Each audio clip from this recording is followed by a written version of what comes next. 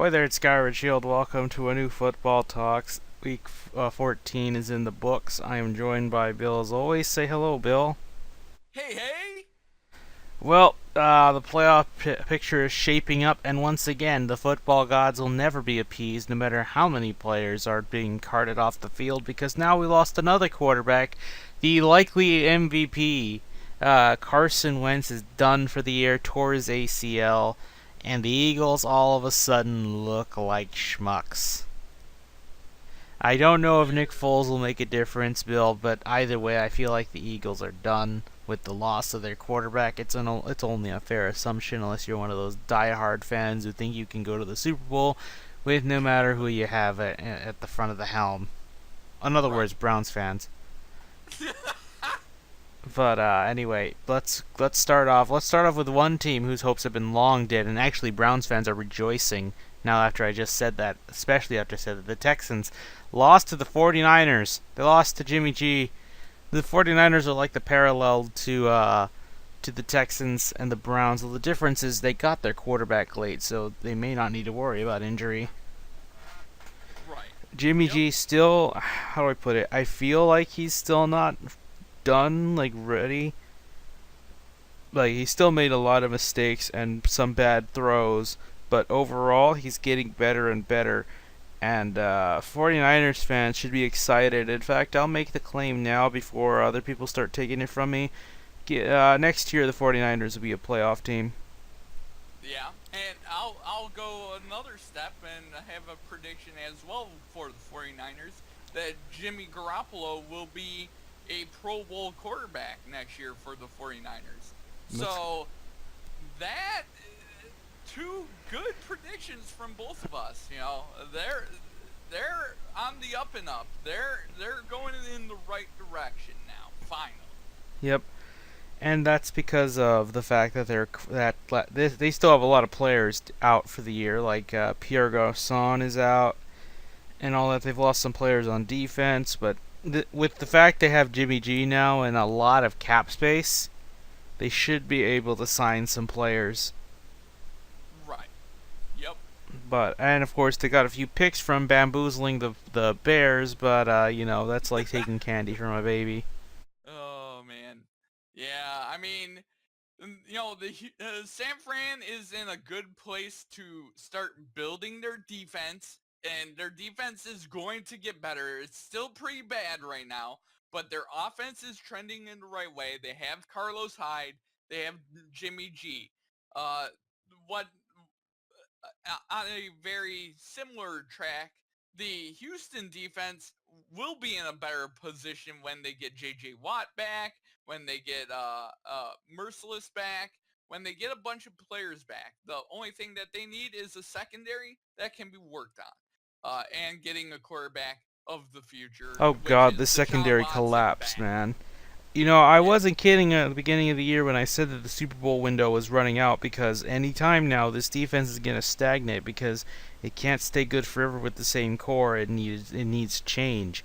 And right now, the only secondary player I think that might be good enough to keep is Andre Howell, and that's a safety, and that's kind of sad if that's what I got. But right. I don't know what's wrong with Kareem Jackson and Jonathan Joseph are just getting old. Kevin Johnson, I feel like he's not living up to what he should be. I know he's been getting injured a lot, and I kind of don't think we should keep him for that reason. But, and guess what? Here's the bad news: don't have a draft pick.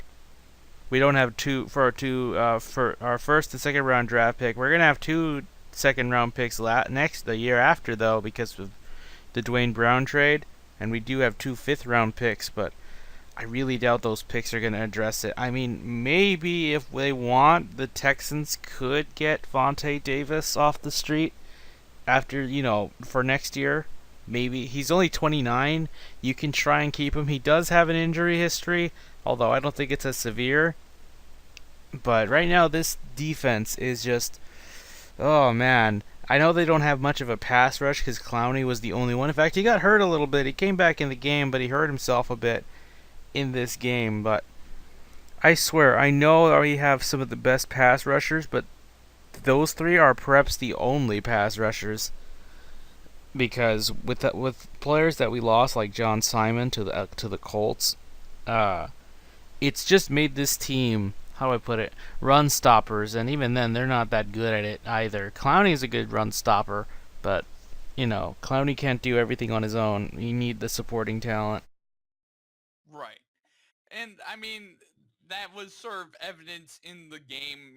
Carlos Hyde was running all over the place on the Texans defense. He looked pretty unstoppable in that game. So obviously, that's something that they need to address in the offseason. I feel like they will address it in the offseason. But, with them losing their first round pick to Cleveland, it could be very difficult as well. Yep. But that's not the biggest news for this game. The biggest news is that Tom Savage is out with a concussion. The NFL is making a big deal about it. Apparently, they're going to investigate, and I don't know what they're going to do to the Texans if they find the Texans guilty. Something tells me they will because the NFL, like, oh yeah, you did a bad thing, so let's punish you. Either way, it's because O'Brien tried to get him back in the game, but he didn't know he had a concussion. But there was that hit laid on to him by the 49ers, and wow, Savage looked like he had a seizure.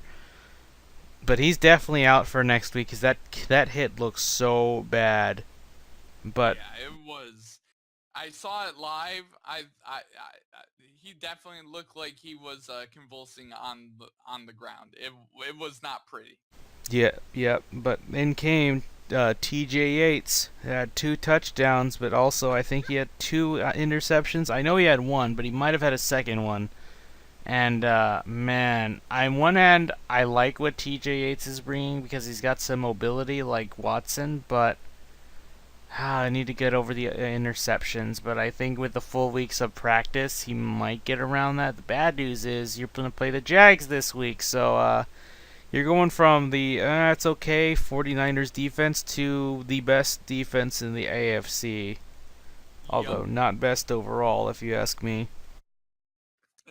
Technically, the best overall defense right now, the number one statistical defense is, I think, Jacksonville, and I think number two is Philadelphia.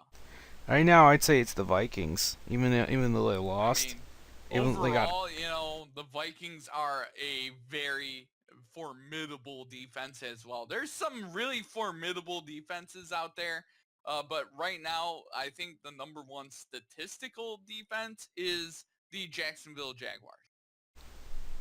yeah. So Uh, there, T.J. Yates gets to play the number one statistical defense, and he has interception issues, so it's looking pretty grim right now. It's looking pretty grim. yep. Oh, wait till I have something to say about the Jags fans later. Oh boy, but anyway, the I mean Hopkins had a great day, an amazing day. He had 2 touchdowns, went over 100 yards, showing everybody that yes, he is a top 3 wide receiver. Stop telling me that he's not. Stop telling me that someone like Dez is over that shit because that's not true. Hopkins is worth that money. I don't know if he's better than Julio Jones or Antonio Brown. I think he kinda is, but I won't go preaching that around yet until I see he does something that those two can't do. I feel Right. like the thing with Hopkins that I can say he kinda does have a little better in favor of the others is that he can track the ball down, and I notice he has this habit of first just getting his arms away from the ball, or how do I put it? Arms away from the body and catching the ball, and then immediately bringing it to his body. The dude knows how to keep ball security. I know he fumbled the ball too, ironically, but normally when he just goes like catch and drop and like catch it and stay on the ground, it usually is a catch. In fact, he had a few catches that are really good that the refs were like, "Oh no, that's not a catch, guys." So Bill O'Brien, unlike a certain NFC North coach, Bill, I'm not going to give names, but you know who I'm talking about, who he throws the challenge flag, unlike that guy, and he won. Imagine if a certain NFC North coach did that. Maybe some games would be a little different.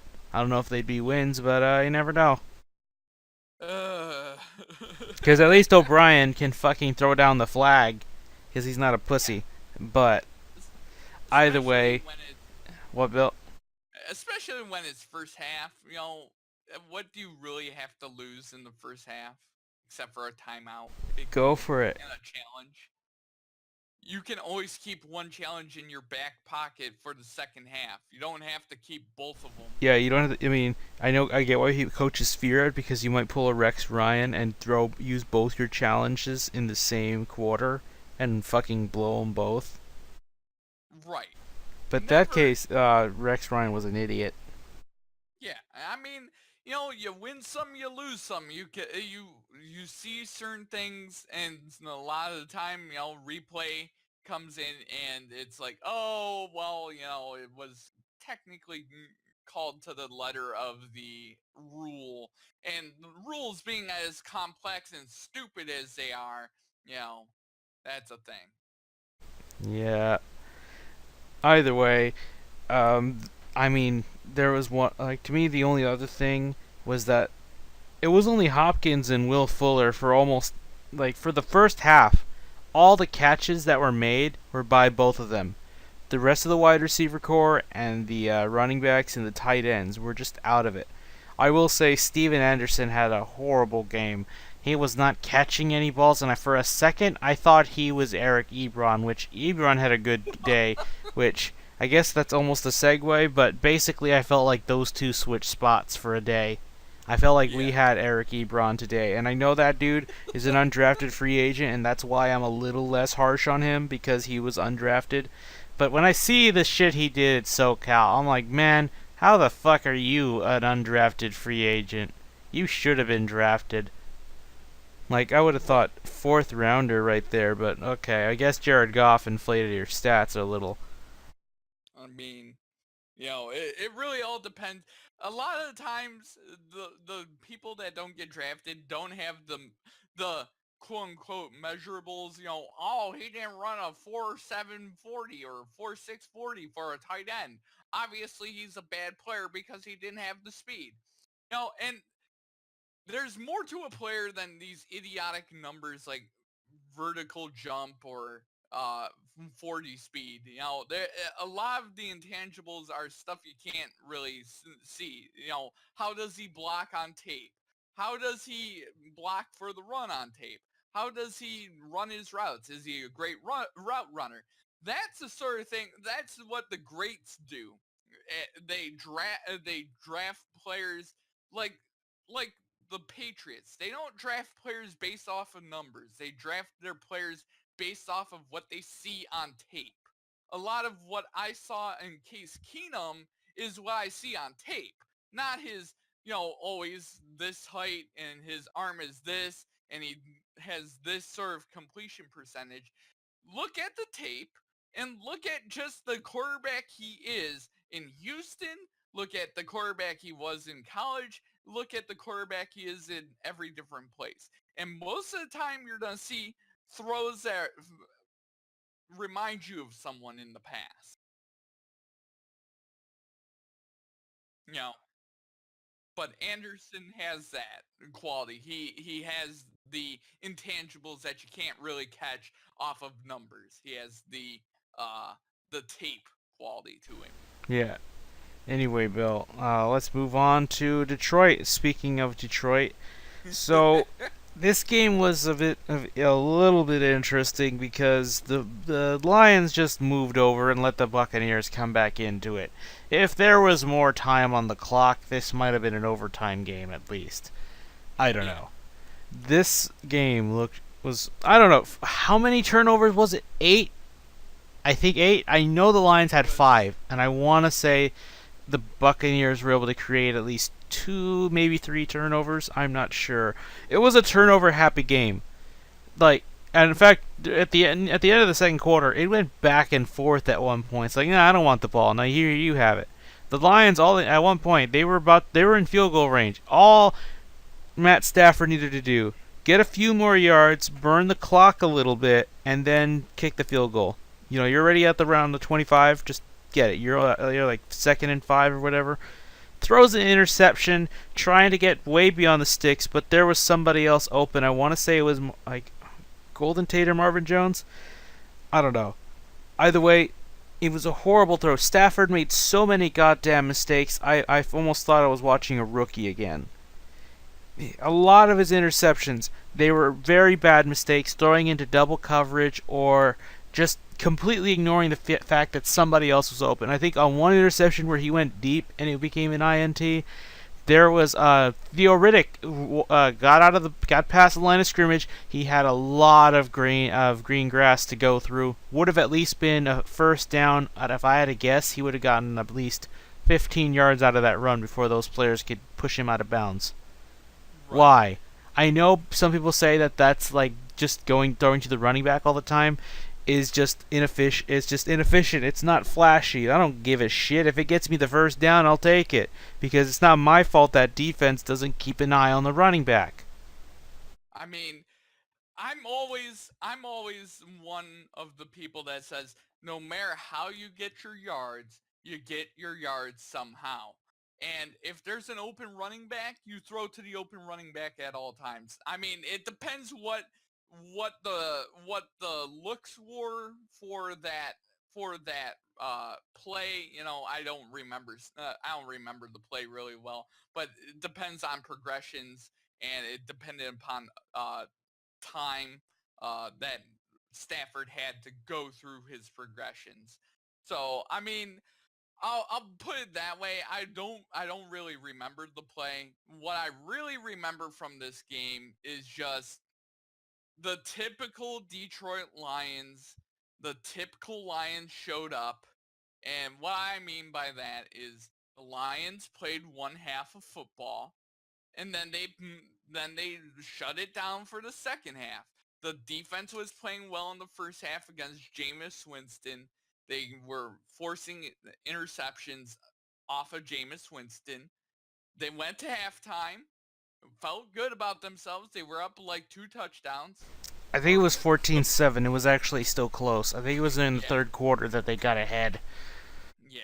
It, it, they played they played a half of football and they just they just shut down like they normally do, Kind of like the and Cowboys. they play to let the other team come back, and then they're like, oh crap, uh, here they come again, and then thank God for Matt Prater. Matt Prater saves our ass again, and we win a game. That is not that is not sustainable to get into the playoffs. That's a recipe for getting embarrassed in the playoffs. If the Lions were to make the playoffs, we would get embarrassed by one of the NFC playoff teams. And it's if they don't clear up this and play a full game of football like they were playing at the beginning of the year. They were playing full games of football. That 14-7 win over Minnesota, that's a perfect example. They played a full game there. Yeah, but I mean, to be honest, I kind of don't want the Lions to get in the playoffs because A, you don't get that playoff pick. You're not locked into that spot. And B, it's an opportunity to fire Caldwell because I still want him to be ousted because as long as you have this same I'll coaching staff, you may not go anywhere. I'll put it this way. Even if Caldwell makes the playoffs, even if he makes the playoffs, if he doesn't win a playoff game this year, he's gonna be gone anyway. There's a movement in Detroit. A lot of people are very angry. It's been 50 years since the team won a championship. 50, 60, somewhere in that range. I think 57 was the last time the Lions won a championship. That's 60 years ago. You know, my parents weren't even alive when they won a championship. So there's a movement in this city where uh, most of our generation, my generation, and younger are very much putting pressure on ownership to get a winner in this town. and you know, Martha Ford being Martha Ford, she doesn't give two craps who you are. She's going to fire you, even if Jim Caldwell gets into the playoffs. He needs to produce results. Yep. And I don't see any results being produced. So yeah, and plus, if they were letting the Bucks hang this long, I shudder to think what they're gonna do when the Bears come to town and then they gotta go to Cincy. Like I said, I I mean, felt like they were gonna drop one of two games and miss the playoffs. Either this game against the Bucks, which I said, nah, not this one, but the Bengals one, I'm feeling more like that's the one they're gonna drop it. one final note, and I honestly believe this is what's going to happen. The Lions are going to fire Jim Caldwell, and they're going to hire Josh McDaniels of the New England Patriots as head coach. If they win the It's Super Bowl, it makes perhaps. it makes too much sense because you have Bob Quinn, you have a Belichick disciple, and you have someone that knows how to put together an offense for a dynamic quarterback uh in Matthew Stafford. You better You hope the keep Pats win another one, because if not, I don't think he'll leave. I mean, Hey, I you know what you honestly could do, Bill, if you want? You could get a certain Harbaugh to come out of college and then back into the NFL world. I don't know. mean, I doubt he's leaving Michigan. I mean, Michigan's paying him a shit ton of money.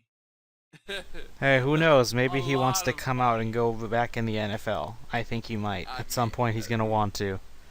the University of Michigan has deep pockets. They'll pay him anything to keep him there. So, I mean, that's the University of Michigan has the all-time winningest college football program in the nation. So, I mean, and they have deep pockets, a lot of really rich, boosters. They'll figure a way to keep him there. We'll see. But anyway, Bill, the other thing I wanted to note was that Eric Ebron had a game today, and there was a quote he said that to paraphrase, no matter what he'll do, the fans will never be happy. Do you agree with this, Bill? Well, maybe if his fingers weren't made out of butter, and drops easy catches, maybe here's my issue with Eric Ebron. Yes, no matter what he does in Detroit, the fans won't be happy. But you were the 10th overall selection in an NFL draft. You haven't played like a top 10 pick. You haven't played anywhere near to the level of the people that were picked behind you, like Aaron Donald, per se. You haven't made a Pro Bowl. You're not even the best tight end on the team. The last 2 years, Pettigrew was there. He was the better of the two tight ends. Before you open your mouth and say, no matter what, how about you prove it? Prove it for an entire year. Don't say it because you have one good game. Oh, I got 6 catches for 106 yards. Big deal. Whatever he had. Big deal. Okay. If you have a 1,000-yard season and 15 plus touchdowns or 10 plus touchdowns, talk to me. Get open. Just catch the football. Catch the football in the end zone. If you catch the football in the end zone, we don't lose one of these games. We could be in the driver's seat in the playoffs. If you catch the football, catch the damn football, get us into the playoffs, lead us through the playoffs, win a Super Bowl. Prove it to me. I don't want to hear garbage freaking talk from Eric Ebron. Well, no matter what happened, you're not even the bet. You're not even a top 15 tight end. You're not even a top 20 tight end. You're probably in the 25 to 30 range. Like David Njoku of the Cleveland Browns is better than you right now. He at least can catch the football and gets his team into the end zone. So talk to me when you actually make a Pro Bowl instead of talking about making the Pro Bowl. Yeah. But I don't know, Bill. Either way, he had a good game. Let's see if he can keep it up, because I believe he's in a contract year. So either he stays, or either he Bye. performs well, or he's gone. Yeah, bye bye. Eric Ebron, uh, the big thing was, oh, he's got great hands. That's what they were talking about when they drafted him. Oh, he's got great hands for a big man. Where's his hands? Hey You Bill, know, here's a nice trade option. How about we trade CJ Fedorowicz because he only had like concussion and that's why they took him out. So you could trade him and you could take him for next year. I don't know I what mean, you give, oh, but hey, I want a big, massive tight end in the style of Gronk. That's what I want oh, for good luck getting one Matthew of those. Do you Stafford. know how hard those are to come by? Even though you Oh, think it'd those become. are. We had one 3 years ago in Fourier. We let him go. He was a massive 6'8" dude that could jump and scored touchdowns. We So let him ask go a for basketball Eric player. Ebron, and look at what we've got now. We got someone in the end zone that can't catch a football. I get fired up over Ebron because I've Ebron noticed. is legitimately a trash tier tight end. Yeah, I mean, I think he can maybe fix his act. I just don't know. I just wish they traded him to the Ravens. I mean, when New England was talking about trading for tight ends, and I saw a New England Patriots fan goes, maybe we could trade with the I think Detroit CJ Lions for the Fedorowicz could get in here. Yeah, I saw a Patriots fan though say maybe we could trade for the carcass of Eric Ebron. That's what other teams are looking at and saying about Eric Ebron. It's not just a Detroit thing. Oh boy. Oh boy. So Fedor, as much as I was talking about Fedorowicz, he's 6'7", Bill, so he should work for you. But apparently he's considering retirement because of these concussions. So great. Don't think that's gonna help his trade stock. But yeah, I get a little fired up over Ebron. Ebron, we could have had so much better. We could Tell have you had what, better. Bill. If he don't retire, we could trade Fedorowicz to you. 6'7", an inch short of what you were expecting, but like you said, Bill, a couple inches short is not that bad. Right. I mean, As long as Gronk he can 6'7". play, he can play. You saw what he did. I mean, he was playing great with Brock Osweiler. Yeah. So imagine what he'll do with a real quarterback.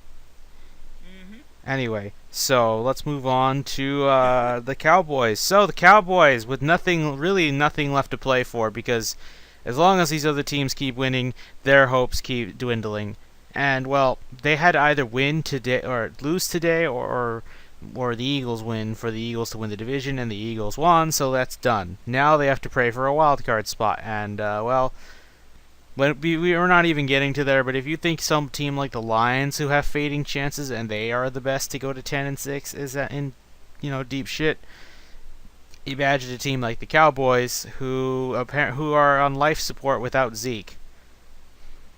Now just imagine a team Right. like them and how bad they're struggling. But good news for them, they played the Giants, and well, this game was actually close for a bit. The Giants had the lead, but the fourth quarter was insane. It was everything a Cowboys fan would want.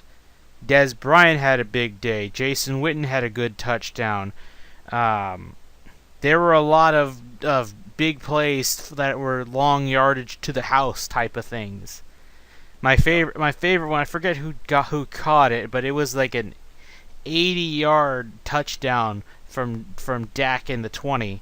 It was spectacular. It was a beautifully read play, and well, it's like once again it makes everyone question: were the Giants secondary actually playing, or were they pretending to play again? It wasn't Janoris Jenkins who got schooled, mind you, on that one with that other guy. I forget who it was, but I think the one where Des Bryant got a touchdown though, that was against Landon Collins, and well, man, I thought teams knew better. I thought they were like, oh, we should double cover Dez back when everyone was overhyping him, and now that he's nobody's talking about him. He's under the radar. I guess they gave him single coverage, which I guess in his case he shouldn't be talked about, because if he's talked about, they are gonna just send one guy on him, and that one guy to beat, you can get a lot of yardage after that.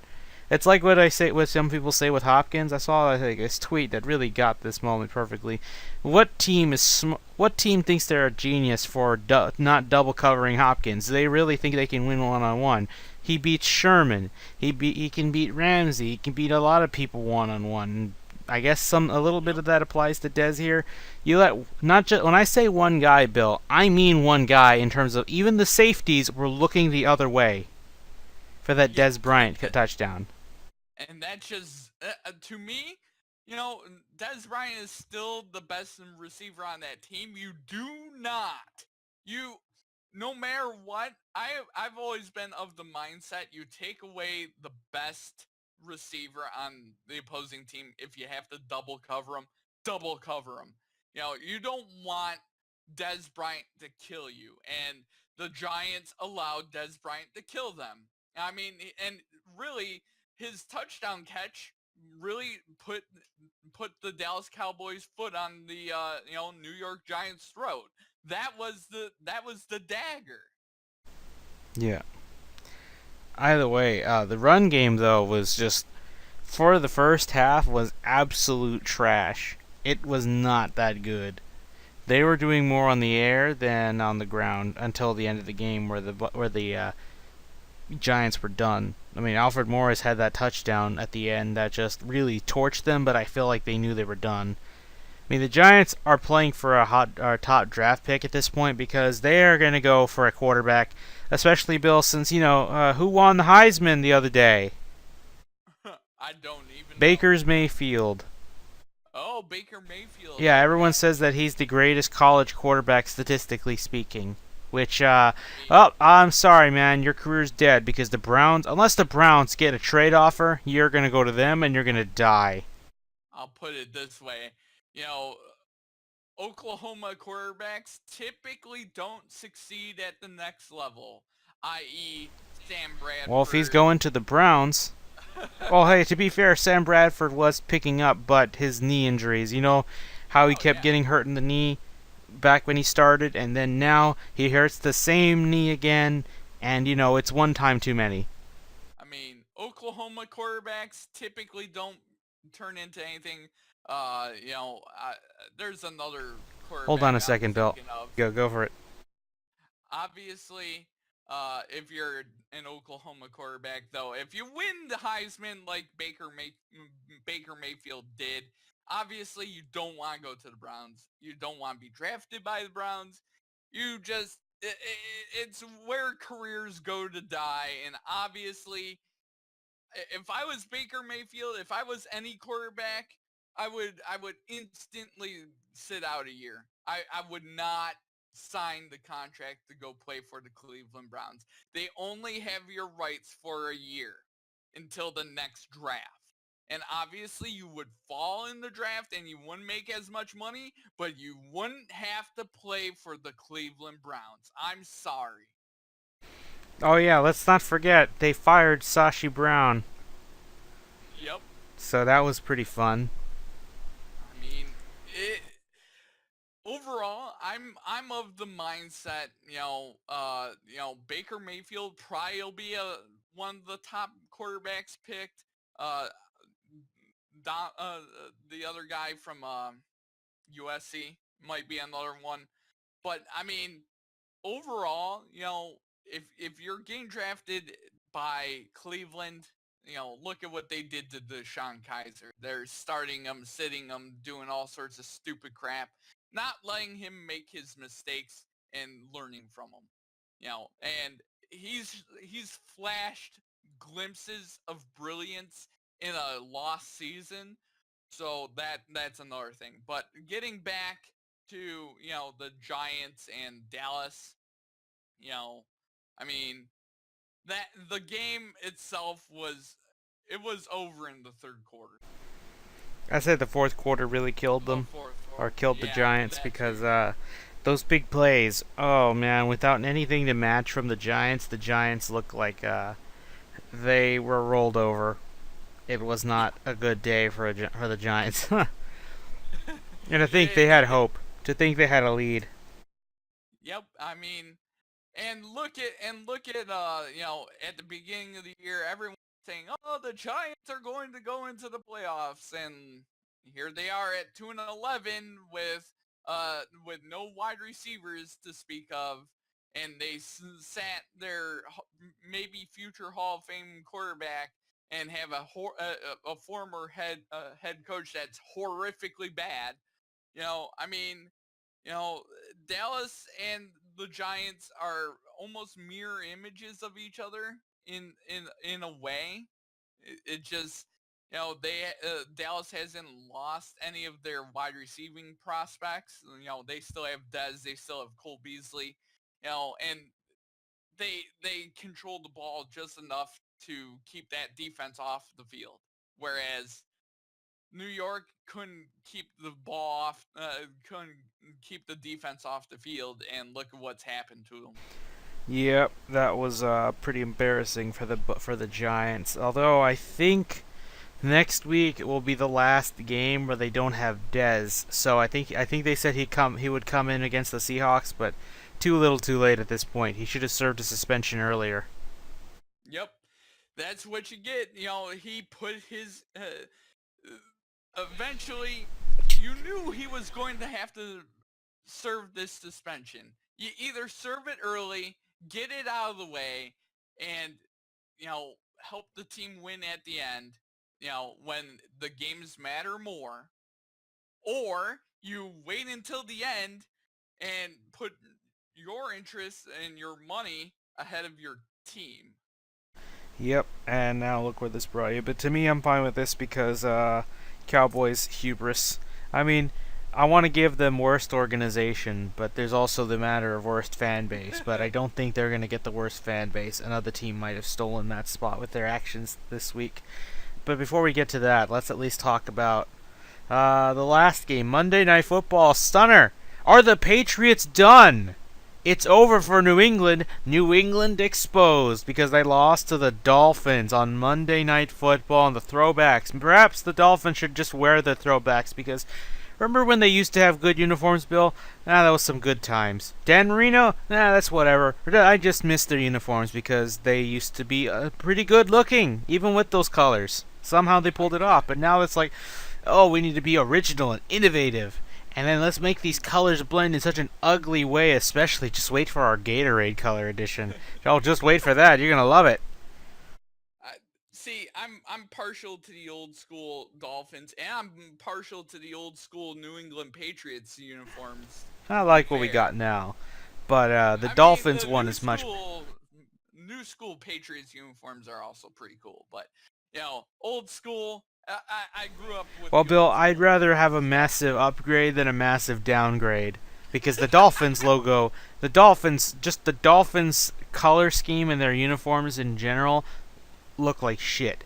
The blue is overpowering, but I like the throwbacks so much more because I feel Oh like they made it it was a masterpiece. It was almost a work of art, you could say. But they had to yeah, fuck it up, just like they did with I the rest of the franchise. But anyway, there's one thing that didn't fuck up this game. They actually won this game. Why? I'll tell you why. The Patriots couldn't convert a third down at all. I don't know when's the last time that happened to the Patriots in the Tom Brady era, but a really, really bad game by Tom Brady. He takes it on himself on that one. But are the Patriots done? No. If they're really done, they'll lose to the Steelers this week, which I really doubt they will. I mean, they always have one of these games at the end of the year, just sort of like a wake up call, like, oh, we're rolling, we can just sleep on this team, and then they get beat, and then it laser focuses Bill Belichick, Tom Brady, the whole defense, the whole offense. They get laser focused again, and then it supports their run into the playoffs. They get complacent during the year, they get beat, and then they're like, oh, okay, you want to beat us, now we're gonna take it out on our next opponent, and the next opponent is unfortunately Pittsburgh. I mean, overall, this game was very much, I think they overlooked this game. They they just overlooked the Dolphins. The Dolphins came out and ran the football down their throats, and they couldn't stop it. Yep, somehow Jay Cutler outperformed Tom Brady. In fact, I felt like they also switched uniforms for the day because Tom Brady was throwing into double coverage. He was making some horrible mistakes. I just hope that's not a sign of what's to come, because this would be the absolute worst time for that. Because Bill, there's that moment where an athlete, especially a quarterback, just falls off the cliff. It happens out of nowhere, and there's no coming back out. I honestly, I don't think he's off the cliff. And Well, we have to see it one of the, again. That's why. yeah, I mean, I'll look at it this way: they were not running the ball effectively against that defense. Rex Burkhead didn't get the football. Deion Lewis didn't get the football. They weren't running the football at all, and that's a failure of play calling. Some people Two, are placing the blame on Gronk not showing up, saying, haha, Tom Brady, you're not good without Gronk. well, But two, Gronk was suspended, so he draws coverage away from Brandon Cooks. Brandon Cooks was shut down. I mean, if you take a few of the cogs out of the offense, if you take the running backs out of the offense and you take Gronkowski out of the offense, all you have to do is focus on the wide receivers. And that's what the Dolphins did. They focused on the wide receivers. They didn't have a running game to go to, and they didn't have Gronk to go to. So when you can focus on one cog of an offense that typically has 3 to 4 different cogs, that leads to a shutdown like this. yeah. Either way, I think the Patriots will be fine as long as they beat the Steelers and win out the rest of their games. That's all they need to do. Because if I feel like they should get a bye week, but let's put this in perspective. If the Steelers lose to the Patriots this week, and the Jaguars win, which they should, are playing the Texans, then guess what? They have a shot. The Jaguars have a shot at a first round bye and the first or home field advantage. They are mathematically now in it because of the loss to the Patriots. Yep. And the other reason is because they beat the Steelers already. They have that over them. So all they need to do is match the record with the Steelers and have the Patriots lose more games. But right now they need the Steelers to lose to the Patriots, and they both need to lose in the next couple weeks while the Jags win out. But that's probably not going to happen. We'll see. But right now the Patriots have a short schedule to get their act together, because Sunday Night Football's a little quicker this time because they played on Monday night. Which I think they will, especially because what's his name? What's the Steelers coach? Mike Tomlin, Mr. The guy who likes to talk shit about the Patriots after every game in the locker room. I don't know if you remember that when Des Bryant was streaming in the locker room like a fucking dumbass. You could hear Caldwell talking shit about the Patriots, and then what happened after that? He got wrecked. But I hope that happens, but we'll see. The surprising thing is this isn't a Sunday Night Football game. It's actually Raiders Cowboys, because the NFL Al and Chris refused to change it because they love the NFC East. But we've already had that discussion. Anyway, Bill, before I get to the playoff predictions, let me mention a few things that happened this week. I already mentioned the Carson Wentz situation, but Bill, did you hear about what happened after the Jags Seahawks game? No, I did not. The Jags fans were throwing beer cans and stuff at Seahawks players. One of them nearly got into the stands to start a fight, which Ooh. I know I don't condone violence normally, but considering Jags fans are such assholes, they're getting cocky that they're throwing cans at that. And here's the thing: the NFL concluded that the stadium was not putting enough effort to have enough security. In fact, they were understaffed. Because yes, a billion-dollar organization can have the proper amount of staff on hand because, quote-unquote, insufficient funds. Like, we don't make enough money, guys. Maybe if you buy more of our merch, we could. I don't know. Either way, Shame on Jags fans for doing that. First, you guys like to dive into not mustard, into mayonnaise, into a pool tub filled with mayonnaise, because that's what the South does apparently. Oh boy. I mean, I know Florida. I know Jacksonville is in northern Florida, and as they say in Florida, the more north you go, the more south it gets. And Right. that was the proof of it. But then you gotta be an asshole and throw shit at Seahawks players. You're already in contention for worst fan base of the year, so just wait till we get to our awards section at the end of the season because oh, Oh boy. you're in the front running. I mean, I can't put you worst organization. I still think the Cowboys are gonna run away with that with good old Jerry Jones at the helm, but we'll see. Maybe you'll be lucky and win both. But yeah, fuck Jags fans. I can't. I really want them to get humiliated in the playoffs, like 28-3. Patriots win like the last time they were in. In fact, I hope it's that exact same score. Oh damn. But we'll see. But What, Bill?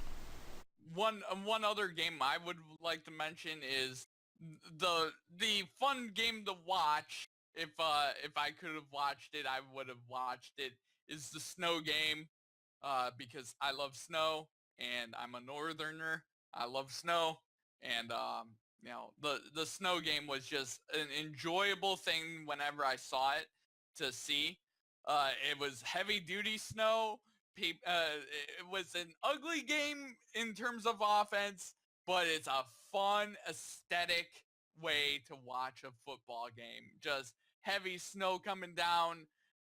Just sort of like how I played football when I was a kid, growing up here in the You north. couldn't even You see the know, press box, or you couldn't even see anything from the press boxes. yep, exactly. I used to play football in the snow all the time growing up. It was fun. So watching games like that is always enjoyable to me. Fun fact: last week I didn't mention it obviously, but it snowed in my town, and I was very happy. It only lasted for less than a day, but I'll take it. I was glad it was around. I stayed Oh up yeah. all night to see it. Nice. Hell yeah. But You know. I was gonna say I love how the Colts Twitter after that game was over. It's like they wore their color rush for this game. We went in camo. It's like, yeah, and you still lost. You had camouflage and you still blew it. Nice job. You know what was in camouflage? Your defense, because it didn't show up to stop the run. Yeah, I was. It wasn't there. LaShawn McCoy just owned your asses. He roasted them. I guess he needed it because it was super cold there, but oh well. Anyway, Bill, let's get started with the playoff predictions. So, what we're going to do is determine the 6 spots for the AFC and the NFC. Oh man. And I figured I'll let you get started with the AFC, Bill. All right. So, my number one seed is the New England Patriots. The New England Patriots will be the number one seed. My number two seed is the Pittsburgh Steelers. My number three seed, the Jacksonville Jaguars. Now, here's where it gets interesting. My AFC West division winner is the Los Angeles Chargers. They're done win out. They're done take that division from Kansas City. Now, for my first wild card, the 5 seed, I've got the Tennessee Titans. I think they'll make the playoffs this year. Uh, they're in a division that's conducive for them to make the playoffs. And then my 6 seed and a surprise team that kind of I'm gonna predict them to get into the playoffs, and then they're gonna not make the playoffs. The Baltimore Ravens. The Ravens don't have to do much. Yep, they don't have to do much, and Buffalo, I feel, is just primed to not make the playoffs. They're definitely within the running. That snow game helped them, but I have more faith in the Baltimore Ravens right now. Yeah. But as for me, I mean, it's almost the same. The only difference is it's in order, or the order for the bottom half. I've got the Patriots at 13-3, winning it all, or winning the first spot. Steelers not too far behind, 12-4. Third seed is the Jags at 10-6. Fourth is the Chargers, who are making the run, also at 10-6. The run's going to be spectacular, but a shame they may not make the AFC Championship. But hey, they're going to host a playoff game, Bill, with 20 fans. 20 fans! That's twice than last year. You started with 10 and now you're at 20. You're moving up in the world. Maybe next year you'll open up with 22 fans. That'll be spectacular. Now the wild card spots are different. Fifth seed is the Ravens at 10-6, and the sixth seed is the Titans at 9-7. Now, let's go to the NFC where I'll start. The first spot, I feel like, I mean, to be fair, the Eagles need really one more game, and they got it. They just need a match, but I'm gonna go with the Vikings. They're gonna complete their little run, win the division, and go 12-4 with the first seed. The second seed is the Saints, also at 12-4, but you know they lost to the Vikings at week 1, so they're gonna really miss that. Anyway, the third seed, Seattle Seahawks at 11-5. It's the NFC West is going to be a tight division. In fact, both teams are at 11-5, but I'll get to the other one in a minute. Fourth, the Eagles, 11-5, but let's be real, they feel like a pushover now without Carson Wentz, and it's such a shame. But oh well, what can you do? I mean, if it helps Eagles fans, do you know how many teams have been royally screwed over because of injuries? You're not alone. In fact, I'll go get one of those. What do you call those where they get the people in a circle and they talk about their problems? What do you call that? Isn't it like Oh, I know what you're talking about. It's like a peer group type deal. Yeah, everyone's in a circle and they talk about their problems, and you're like, "Hi, I'm Josh." Like, "Hey, Josh, and I have an alcohol problem." Stuff like that. Yeah. It's that thing. Anyway, I mean, you have the Texans you can console with, the Dolphins to an extent, the Packers, who else? The Cardinals. I want to say that's it. I mean, I guess the Broncos, the Colts. It's bad. It's really bad. Anyway, you have a lot of teams to console. Anyway, the fifth seed, the LA Rams, 11-5. This is a tightly contested division, but I think it's going to go in the favor of the Hawks. Oh well, we still good job of the Rams to go from a bum team to now 11-5 and thick in the playoff hunt. In the sixth spot, Carolina Panthers, also at 11-5. And there you have it, Bill. My 6 teams. Sorry, Bill. No Detroit. I don't believe they're gonna make the run and get in. Right. Now, now if the Lions Falcons game was totally different and we got that touchdown, the Lions would technically right now be in the 6th seed. But since we're not, and since we got screwed, here's my lineup. I got Philadelphia still in the number 1 seed. I think Nick Foles will do enough at quarterback. They'll just rely more on Jay Ajayi and LeGarrette Blunt and that running game, and just hammer down a bunch of teams.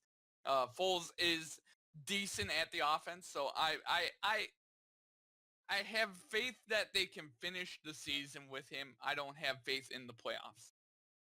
My number 2 seed is the Minnesota Vikings. They're the Vikings. They have a damn good Super Bowl defense. They have a good quarterback. They have good wide receivers. That is a legit Super Bowl team right there. My number 3 team is actually the New Orleans Saints. They've really surprised me this year. They have Kamara. They have Drew Brees. Their defense is middle of the road, but you know what? You know, you have an MVP candidate quarterback every year. And you have a defensive rookie of the year candidate in Marshon Lattimore. Yep, exactly. My next team is the LA Rams. They're going to win the West.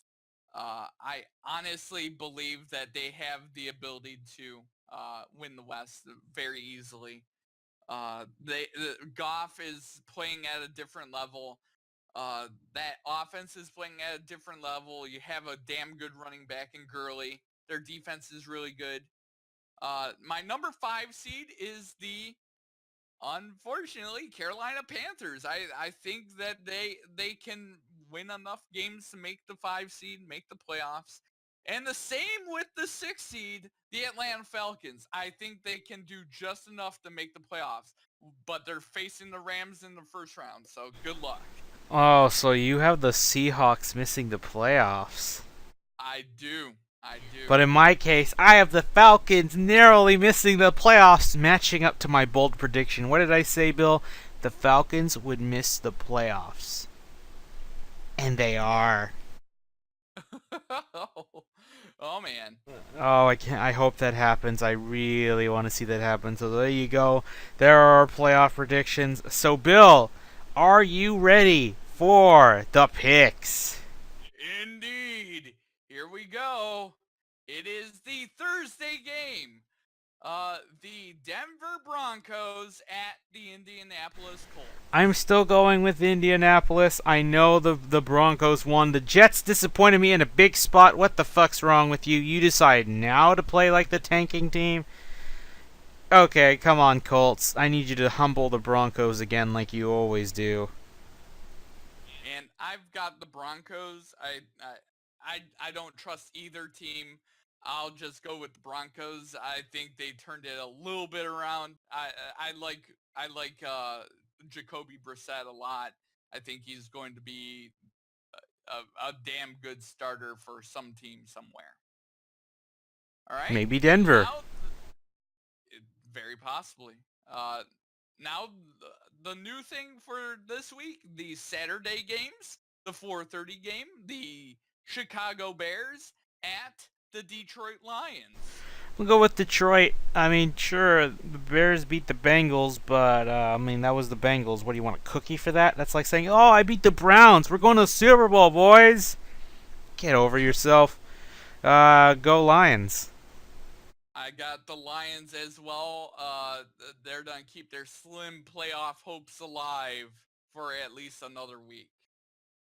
All right, and then the 8:30 game on Saturday, the Los Angeles Chargers at the Kansas City Chiefs. Come on, Chargers, keep the run going. I'm going with you for this game for my upset of the week.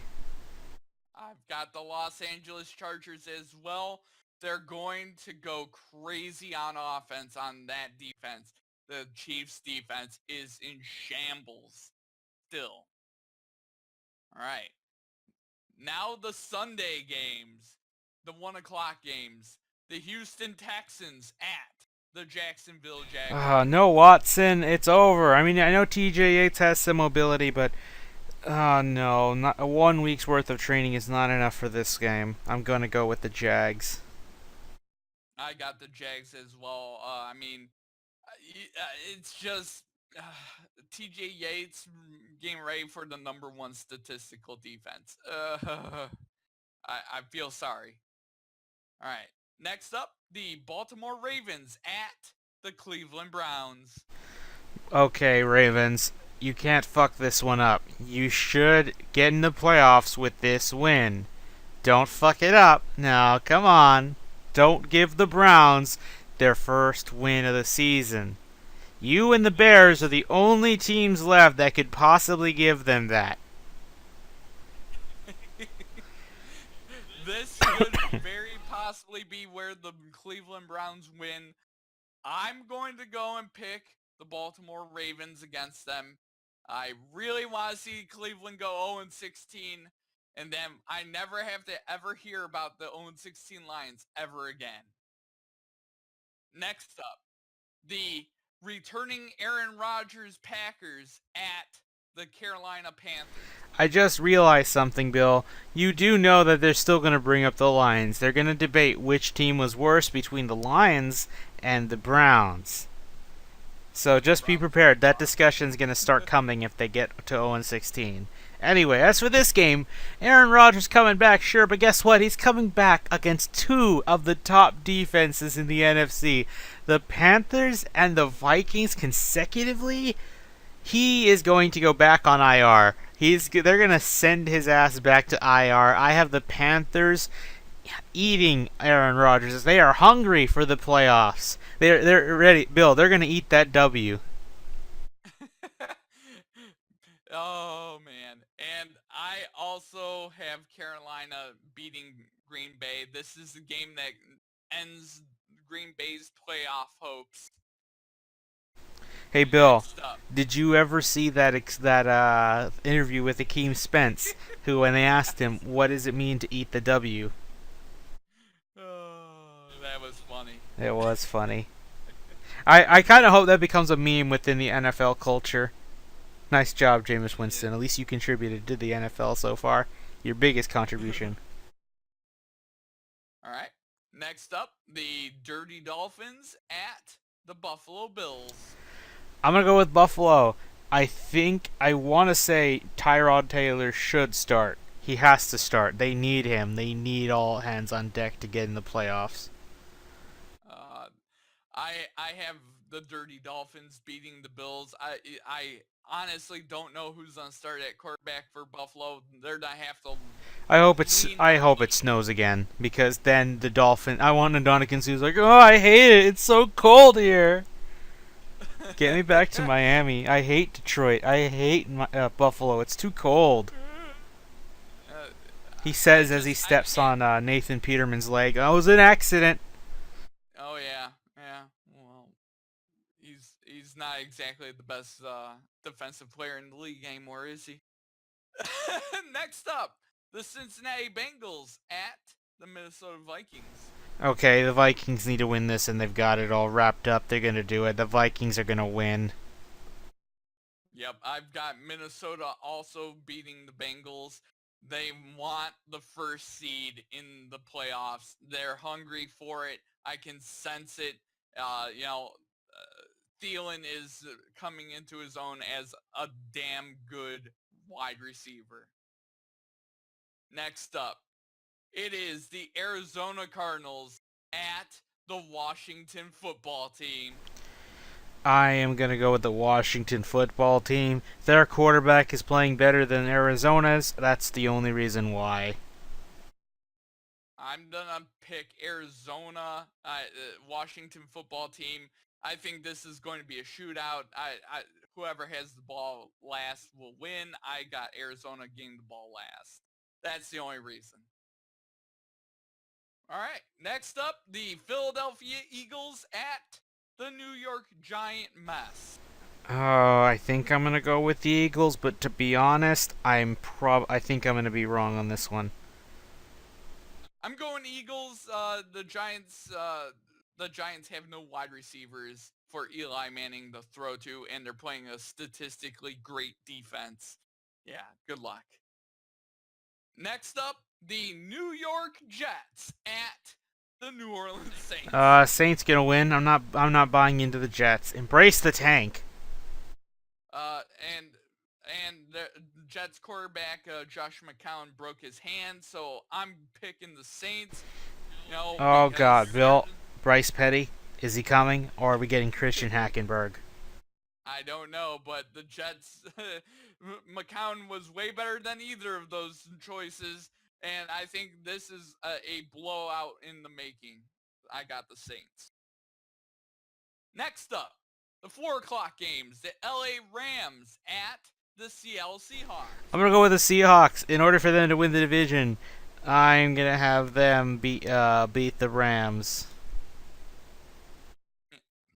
And I've got the Los Angeles Rams beating the Seahawks in Seattle. Goff and them are playing a secondary that's not as good as it once was with Sherman and whoever else is out. I just trust Gurley and them more than Seahawks offense. Bill, there's one thing I should note. Whoever loses this game, if you want to get in with the Lions in the playoffs, whoever loses this game, you need them to lose another game. Yep. All right. Next up, the Tennessee Titans at the San Fran 49ers. I'm gonna go with the Titans, but this one now feels all of a sudden a trap game with Jimmy G at the helm. I agree. Jimmy G is starting to learn the offense. I think Tennessee's gonna run the football all over the 49ers and keep that defense on the field a long time. And I just have Tennessee winning, but barely. Next game is the New England Patriots at the Pittsburgh Steelers. Okay, this is the biggest game of the week by far. Patriots, I have them winning this. Gronk will be back, and that secondary for the Steelers is gonna be it's gonna be I want to say exposed, but we'll see. Especially with the fact that there's no Ryan Shazier anymore, this defense just got a lot softer. I've got the Patriots as well. They lost the game. They're going to be really mad and really angry. It's going to be a hard-fought, high-scoring game. I think the Steelers are also going to play emotional with Shazier as their main focus and their main inspiration. I think it's going to be a close game. It's going to be a high-scoring game. But in the end, the Patriots barely win. The Sunday night football game, the Dallas Cowboys at the Oakland Raiders. I'm gonna go with the Raiders actually, because the Cowboys' running game still is suspicious. I think Khalil Mack is going to feast on Dak Prescott, and I want to say the Raiders will do enough on offense to win. But this should be a shootout. This is another shootout, I agree. I've got the Oakland Raiders winning this game. Dallas has to go to the West Coast and play in the black hole. The black And hole consumes goodbye. all. And then the Monday night game, the Atlanta Falcons at the Tampa Bay Buccaneers. I'm gonna go with Tampa Bay, or not Tampa Bay. I'm gonna go with Atlanta to beat Tampa Bay because Tampa Bay just looks like a clown car now. I mean, they won the off season, didn't they? That should be enough. Right. I've got Atlanta as well. This is going to really put a hurting on my Lions' chances, but I just can't see how Tampa's gonna win. Hold on, I'm loading up the Week 16 schedule right now. All right. Week 16. Week 16. There's 2 Saturday games. So we'll do those. Yeah, thank God, no Thursday night anymore. That was the last one, Bill. Just in case, if there's some sort of holiday parties or schedules are really screwed up, we'll do the Saturday games. So Indianapolis Colts at Baltimore Ravens. I'm gonna go with the Ravens. The Colts won't stand a chance. And I got the Ravens as well. And the Saturday night game, the Minnesota Vikings at the Green Bay The Packers. neo-purple people eaters are going to eat Aaron Rodgers alive, assuming he survived that Panthers game. I think Adam Thielen is going to torch the Packers secondary, going to grunt or get over 150 receiving yards and 2 touchdowns. Thielen's gonna go crazy. I agree. I got the Vikings as well. All right then, Bill. We're done with Thursday night games, so next week we won't have that. And we're coming down to the end of the season, Bill. It's going by quickly. Yep. But anyway, all right, we will see you guys next week.